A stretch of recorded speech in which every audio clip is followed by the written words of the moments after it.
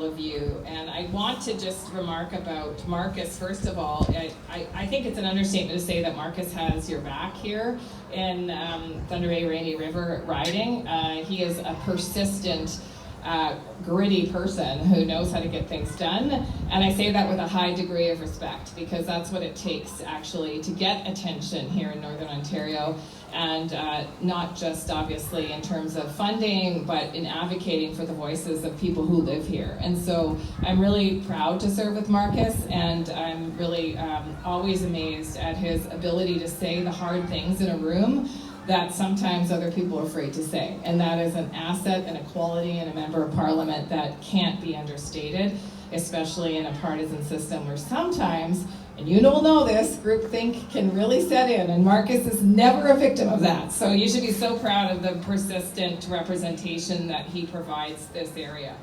I'm super proud to be a Northern Ontarian, and so you can't imagine how excited I was when the Prime Minister said, you are going to be the next Minister of FedNor. I, of course, have been a Minister and Member of Parliament for 8 years, since 2015, and I've worked extensively with the incredible FedNor crew here, and we've got representatives.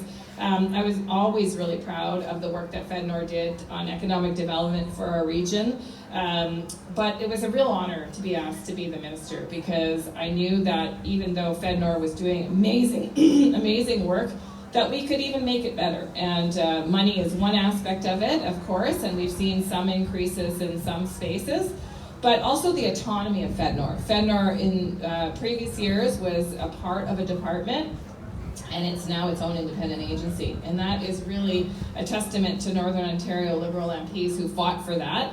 And we finally were able to secure this this approach, where FedNor now has a full autonomy and has the decision-making power of every other economic development corporation federally run across the country. And so I'm really proud of the work that you've done over the last couple of years, FedNor, because it's not easy to go from being the child of a department to your fully fledged own independent agency. And it's been a lot of work, but I think it's paying off.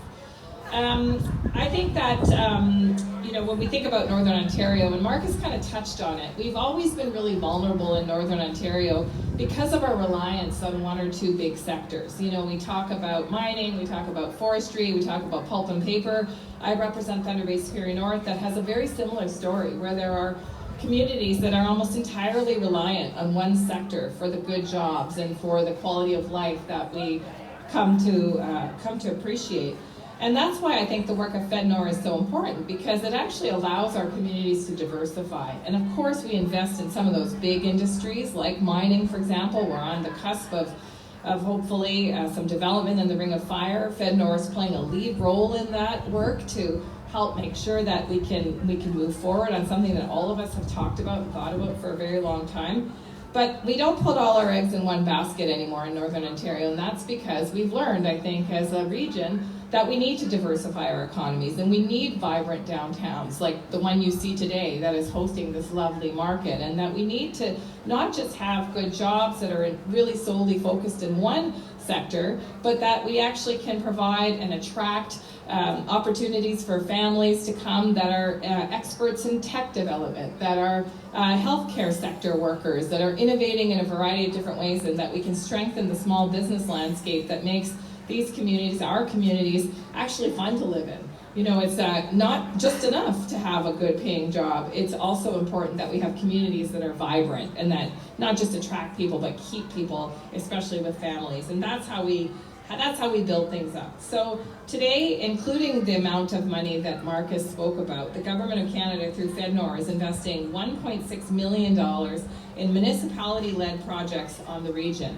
And I think I've already mentioned the importance of municipal partners, but municipalities are the ones that are actually know the community the best and often have the best ability to create the fertile ground for those diverse economies that we know we need. So as Marcus mentioned, Fort Frances is receiving $365,000 for 2 projects.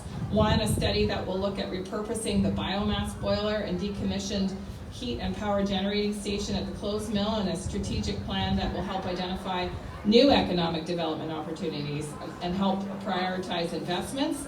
Sioux Lookout is receiving $664,000 to extend municipal infrastructure services. Dryden is receiving $245,000 for 2 projects that include a community capacity study and some gap analysis on what kinds of businesses exist and what kinds of businesses they might like to attract, and a food aggregation and distribution hub feasibility study. Food, obviously we're all very focused on not just the local food access, but keeping the price of food down in an inflationary time.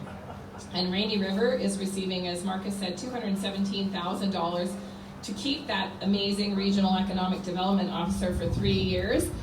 These regional economic development officers, for a fairly low investment, generate a lot of activity in our communities, especially in northern communities. They're the ones, oftentimes young whippersnappers, that are coming with the great ideas and attracting other people to the region. And so it's really important to keep the support up for that.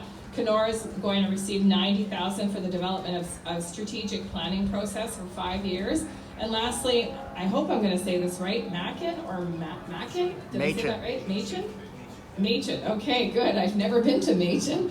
Machen is receiving $45,000 also to develop a community improvement plan.